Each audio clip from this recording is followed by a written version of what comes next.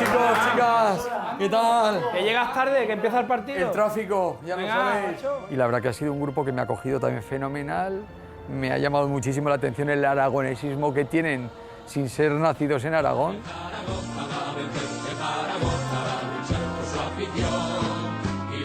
Somos una peña creada en 2010 y desde ese año intentábamos aglutinar a todos los zaragocistas y aragoneses que estaban en la zona, no tanto de Jerez, sino en la provincia. Hay una parte de los socios que son nacidos en Zaragoza y Aragón y otros pues somos hijos de o incluso nietos de.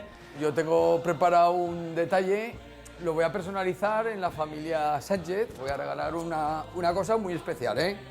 Que a ver si se rememora alguna vez. Es mi entrada de la final de la Recopa del Zaragoza. ¡Sí, señor! ¿Qué te parece? Y nos une sobre todo el amor por los colores del Real Zaragoza y de la tierra de Aragón, ¿no? Luis, ¿qué tal? Encantado. Hola. Tú eres el que más, Juanjo, ¿no? Somos de Zaragoza y hemos venido aquí un par de semanitas por trabajo, estábamos en Cádiz y bueno, pues era el partido del Zaragoza hoy. Y hemos dicho, hay que verlo, hay que encontrar alguna peña del Zaragoza, a ver si hay por la zona, hemos buscado por internet y hemos dado con esto.